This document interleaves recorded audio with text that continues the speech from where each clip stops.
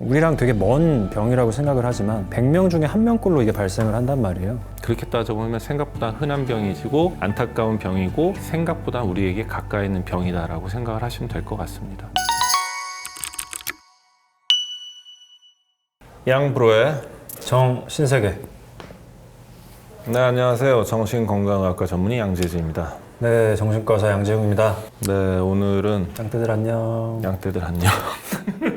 그 양떼와의 소통을 한 지가 너무 오래된 것 같아요. 그러게 50만 명이 좀 되면 또 오프라인에서 한번 모이면 좋을 것 같긴 합니다. 100만은 긁는 것 같으니까 우리가 50만에 그냥 오프라인 모임을 해요. 그냥. 저희가 마인드 카페가 지금 계속해서 센터를 오픈을 하고 있으니까요. 그 오픈 시점에 맞춰서 저희 구독자분들하고 한번 만날 수 있는 자리를 만들어 보도록 하겠습니다. 네, 그러려면 일단 50만이 돼야 돼요. 아무튼 오늘은 이제 전지적 의사 시점인데 네. 오랜만에 정신건강의학과에서 다루는 질환에 대한 이야기를 해볼 건데 사실은 정신과 하면은 대표적인 질환이죠. 조현병에 대한 얘기를 해보도록 하죠. 대부분 아마 조현병 하면은 많이 들어는 봤는데 뭔가 나랑은 너무 거리가 먼 이야기 같고 사회에서 뭔가 강렬한 기사들이 많이 나오기 때문에 거부감을 많이 갖고 계실 것 같은데요. 그 조현병이 어떤 병인지 어떻게 하면 치료를 할 수 있는지에 대해서 저희가 얘기를 해보도록 하겠습니다. 사실 조현병이 이름이 바뀐 지가 지금 12년이 넘었는데 예, 맞아요. 네, 원래는 정신분열병이었죠. 이게 이제 사람들이 정신분열증, 정신분열병 막 이러니까 정신이 분열되고 뭐 다중인격 이런 식으로 오해를 많이 하셔서 2010년도에 조현병으로 바꿨는데 이 현자가 현악기 할 때 현자죠. 이 줄이 조율이 되지 않은 상태다 해서 조현병이라고 이름을 지어놨는데 사실 좀 더 어려운 것 같아요. 그래서 많은 분들이 오히려 조현병이 무슨 병인지 잘 모르는 것 같고 조현병의 증상부터 말씀을 드리면 크게 두 가지죠. 양성 증상과 음성 증상. 양성 증상이라는 건 말 그대로 없던 게 생겨나는 거예요. 없던 게 생겨나는 양성 증상의 대표적인 게 두 가지. 첫 번째가 환각. 외부의 자극이 없음에도 불구하고 뇌가 고장이 나서 오감, 이 감각을 느끼는 부위가 혼자 흥분하는 거죠. 그래서 마치 외부의 감각이 있는 것처럼 느끼는. 제일 흔한 게 환청. 외부 자극이 없이 고막을 때리지 않았음에도 불구하고 청각을 담당하는 부위가 혼자 흥분하면서 마치 소리가 들리는 것처럼 오해하고, 그다음 흔한 게 환시, 헛것 보이는 거. 네. 그 다음에는 환후, 보통은 좋지 않은 냄새들, 뭐가 썩는 냄새를 많이들 호소를 하시고요. 그다음에 환미는 되게 드문 것 같아요. 환촉 같은 경우에는 오히려 조현병보다는 알코올이나 마약 금단 증상 때 주로 나타난다고 하죠. 또 하나가 이제 망상이죠. 망상이라는 건 이제 딜루전, 그릇된 믿음, 잘못된 믿음인데 실제로 그럴 일이 절대 없는데 나 혼자 100% 그렇다라고 믿고 있는 전형적인 정신병적 증상이고요. 가장 흔한 건 피해망상. 실제로 그런 일이 없는데 시대에 따라 달라요. 60년대, 70년대, 80년대까지도 도청에 대한 얘기가 제일 많았어요. 90년대 유명한 방송사고가 뉴스 진행하는데 갑자기 조현병 환자분이 뛰쳐 들어와서 내 귀에 도청 장치 있다 뭐 이런 얘기. 왜냐면 그때는 첨단 기술이라고 해봤자 도청밖에 안 됐거든요. 근데 언젠가부터 CCTV로 감시한다라는 얘기들, 그리고 인터넷에 자꾸 누가 내 얘기를 써 나른다 이런 얘기들 많이 하시고요. 이런 게 이제 좀 더 심해지면 누가 나한테 해코지하려고 그런다, 나를 죽이려고 한다 이런 것까지. 그 다음에 또 흔한 게 관계망상이 오히려 더 흔하죠. 관계망상이라는 거는 나랑 전혀 상관도 없는 게 상관 있는 것처럼 느껴지는, 이게 더 심해지면 TV에서 보여지는 앵커 혹은 배우들의 어떤 제스처 하나하나가 나한테 신호를 보내는 것 같고 뭐 여기까지 가기도 하고, 그다음 조종망상이라는 것도 이제 조현병에서 자주 등장하는, 누군가 나에게 신호를 보내거나 내 안에 칩을 심어놔서 내 생각이나 행동을 조종한다. 주로 외계인 얘기 나올 때 많이 하시는 거고, 그 다음에 이제 과대망상 같은 경우에 객관적으로 보여지는 나보다 내가 훨씬 더 위대하고 대단한 사람이라는 거. 그 다음에 이제 부정망상, 의처증, 의부증이라고 하는 거. 그리고 애정망상, 나보다 사회적 경제적으로 대단한 사람이 나를 사랑한다라는. 사실 뭐 과거부터 좀 사회적으로 알려진 유명한 사람들은 이런 애정망상 환자로부터 그 피해를 받은 그런 케이스를 굉장히 많이 있고요.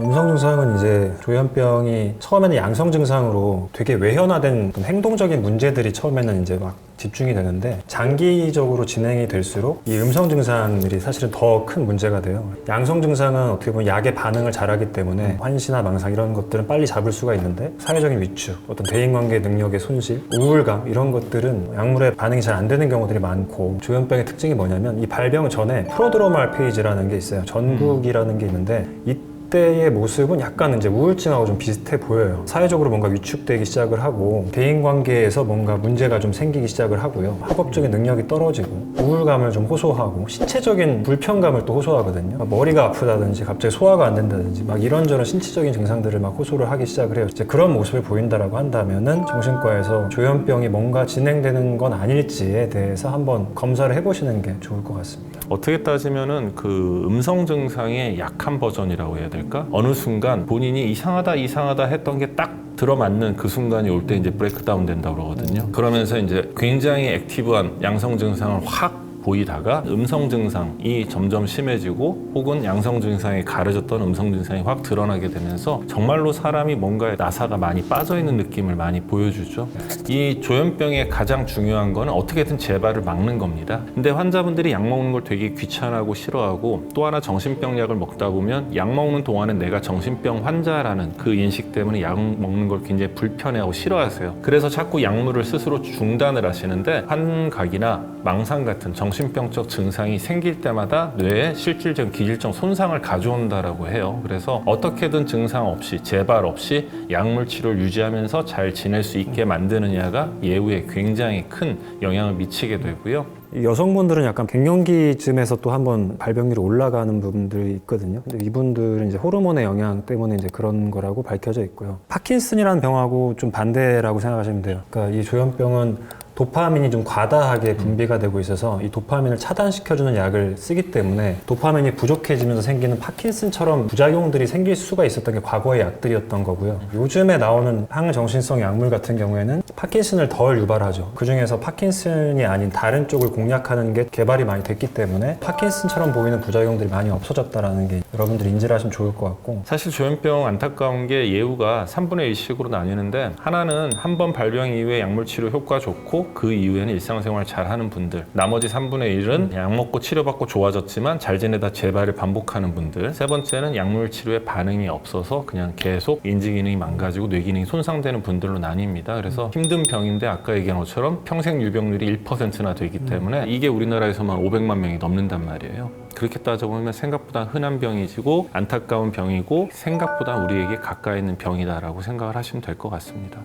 이 조현병 환자분들이 이제 폭력적인 거 아니냐, 어떤 그 범죄 이런 게 너무 헤드라인으로 저희가 많이 접하게 되기 때문에 거기에서 많은 편견을 갖고 계실 것 같은데, 기본적으로 조현병 환자분들은 되게 착하세요. 어떤 의미로 착하냐면 순진하다고 하는 게 좀 맞을 것 같아요. 약을 먹고 치료가 됐을 때 굉장히 사람들이 정직하고 어떻게 보면 잔머리 같은 거 잘 못 굴리시고 융통성이 좀 부족한 부분들, 그러니까 굉장히 좀 순박하다 이런 느낌을 많이 받거든요. 근데 왜 그런 문제 행동이 생기냐면 판청이나 망상 같은 게 조절이 안 되기 때문에 이제 일어날 수 있는 일이거든요. 충동 조절이 안 된 상태에서 우발적인 어떤 사건이 생길 수 있는 것이지 그 사람이 뭔가 실제로 범죄율이 올라가냐, 그건 아니라고 이해하시면 될 것 같아요. 조현병 환자분들의 이제 폭력성에 대해서 말씀을 드리면 벌써 7년 전인가 옛날에 정신보건법이라는 게 개정이 되면서 사실 뭐 전국에 있는 조현병 환자분들 그 병원이나 혹은 시설에 계시던 분들의 거의 10% 정도가 이제 퇴원을 하게 되는 상황이 됐어요. 물론 인권 중요하고 다 중요한데 사회에서 그분들을 수용해서 치료할 수 있는 충분한 인프라가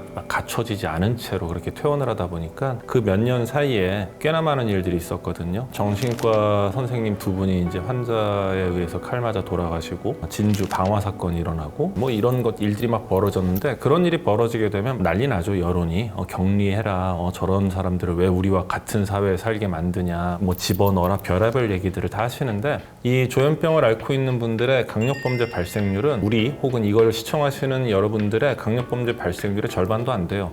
근데 중요한 거는 앞에 전제가 붙습니다. 약을 잘 먹고 관리가 잘 되는 조현병 환자분들이라는. 여러분들도 혹시나 뭐 그런 사건이 터지는 걸 두려워하셔서 이런 조현병 환자분들을 어떻게 지역사회에 놔두냐 하지 마시고, 이분들이 좀 잘 치료받고 약도 잘 먹고 관리를 잘 받을 수 있는 그런 사회적 인프라를 만드는 쪽으로 여러분들의 의견을 많이 내주셔야 우리가 안전한 환경에서 잘 살 수 있습니다. 언제든지 여러분 주변에서 생길 수 있는 환자군이고 그게 여러분의 가족이 될 수도 있는 것이고요. 당연히 이제 양성 증상이 너무 심할 땐 정신과에서 응급이라고 합니다. 그래서 입원 치료를 하셔야 하는 게 원칙이에요. 그거를 막 밖에서 어떻게든 막 끌고 가보려고 하면 더 큰 문제가 생깁니다. 근데 그런 상태가 넘어가고 나서 어느 정도 이제 안정기가 됐을 때는 약물 치료만 잘 하면은 여러분들하고 똑같이 일상생활 하는데 전혀 문제가 없는 그런 분이라고 이해하시고 받아들이시면 좋을 것 같습니다. 저희가 이제 그 컨텐츠에 대한 고민 많이 하고 있는데 여러분들이 설명을 듣고 싶거나 아니면 좀 알고 싶은 그런 컨텐츠 있으시면 댓글로 꼭 남겨주시면 저희가 참고해서 새로운 컨텐츠 만드는데 큰 도움이 될 것 같습니다. 많이 남겨주세요. 네. 구독, 좋아요. 알림 설정 꾹.